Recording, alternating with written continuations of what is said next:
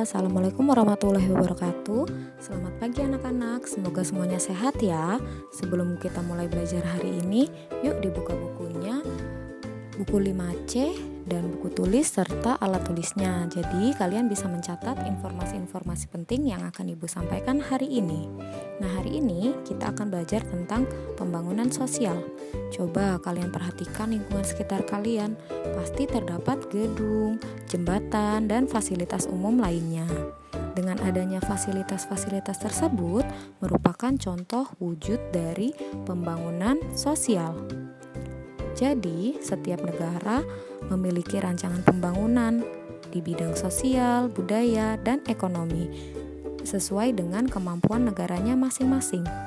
Pembangunan sosial yang dimaksud adalah segala aktivitas sosial dan ekonomi yang dilakukan masyarakat untuk memenuhi taraf hidup dan kesejahteraan sosial.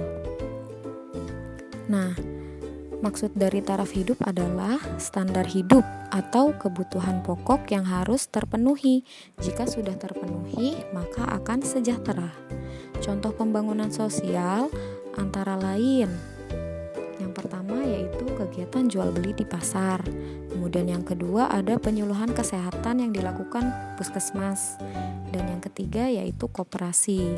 Nah, dari contoh kegiatan tersebut dapat membuat masyarakat memenuhi kebutuhan hidupnya dari segi material. Dalam melakukan aktivitas kehidupan untuk meningkatkan kesejahteraan sosial, tidak jarang kita akan berhadapan dengan keanekaragaman yang tinggi. Contohnya ketika kita berada di pasar. Nah, di pasar itu kan kita ketemu berbagai macam orang. Oleh karena itulah akan banyaknya keragaman yang akan kita temui di pasar. Nah, salah satu contoh keragaman yang terdapat di pasar yaitu adat istiadat. Adat istiadat adalah perilaku masyarakat yang menjadi ciri khas suatu daerah. Adat istiadat diterapkan secara turun-temurun sehingga menjadi sebuah kebiasaan dalam kehidupan masyarakat. Setiap provinsi di Indonesia memiliki adat istiadat yang berbeda. Salah satu contoh adat istiadat yang ada di Indonesia yaitu, ayo, ini apa ya gambarnya? Coba dibuka bukunya halaman 51 dan 52. Ini merupakan adat yang namanya ngaben yang terdapat di Bali. Nah, ngaben merupakan upacara pembakaran jenazah. Upacara ngaben ini dipercaya sebagai simbol menyucikan roh orang yang telah meninggal. Pada upacara ngaben, keluarga yang ditinggalkan tidak akan menangis karena tangisan akan menghambat perjalanan roh mencapai nirwana atau surga.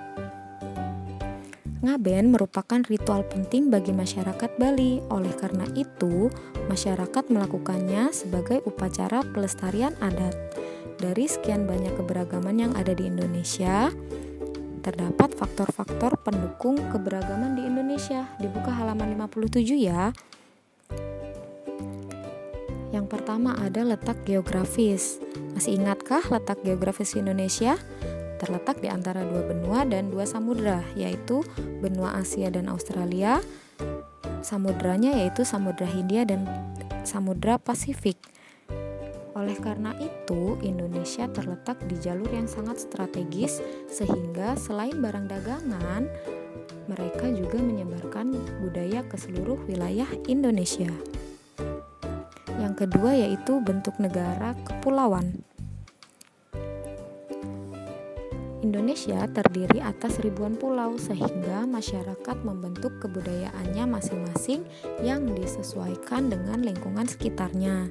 Meskipun memiliki perbedaan budaya, setiap daerah menghargai kebudayaan daerah lain.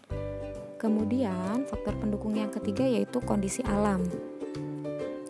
Karena kondisi alam di Indonesia meliputi dataran tinggi, dataran rendah, pegunungan, dan pantai, jadi mengakibatkan hadirnya keberagaman dalam bidang ekonomi, yaitu mata pencaharian atau jenis pekerjaannya berbeda-beda antara dataran tinggi, dataran rendah, dan di pantai itu jenis pekerjaannya berbeda-beda.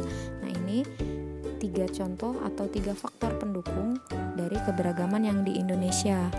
Kebudayaan di Indonesia juga mempengaruhi pembangunan sosial budaya. Yang pertama,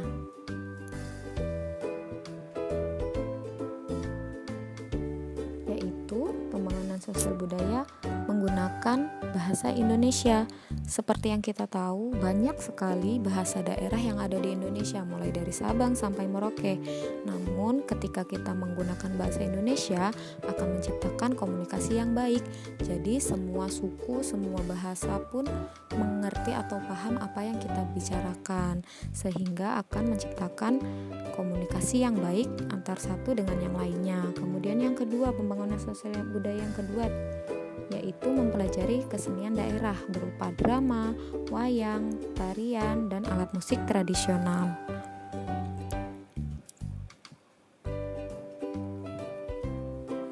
Nah, salah satu keragaman yang ada di Indonesia yaitu batik. Nah, di sini Ibu akan berbagi sedikit pengetahuan mengenai batik. Yang pertama yaitu asal dari kata batik. Ayo, apakah ada yang sudah tahu batik itu berasal dari kata apa dan apa? Ternyata batik ini berasal dari bahasa Jawa, yaitu amba dan titik. Amba yang berarti lebar, luas, dan titik yang berarti titik atau matik. Jadi batik dalam bahasa Jawa berarti membuat titik. Nah, yang kedua ini ada sejarah singkat tentang batik. Di Indonesia, batik dipercaya sudah ada semenjak zaman Majapahit.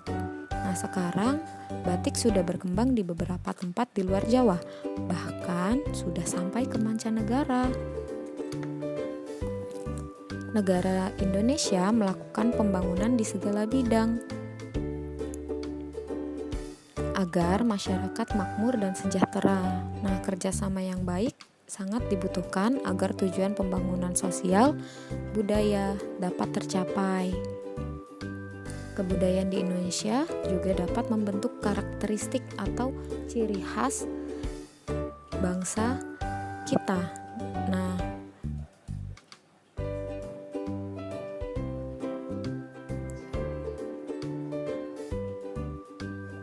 manfaat dari keberagaman budaya di Indonesia yaitu yang pertama, menumbuhkan sifat nasionalisme atau cinta tanah air. Yang kedua, sebagai identitas bangsa. Yang ketiga, alat pemersatu bangsa. Dan yang keempat, memupuk sikap toleransi. Dengan itulah kita akan dapat manfaat dari keberagaman Indonesia. Nah, dari yang sudah kita pelajari hari ini, semoga kita bisa mengamalkannya di kehidupan sehari-hari ya, dalam menjaga budaya maupun adat istiadat setempat. Tentunya disertai dengan sikap toleransi. Selamat belajar dan jangan lupa cuci tangan setelah belajar. Tetap sehat ya semuanya. Wassalamualaikum warahmatullahi wabarakatuh.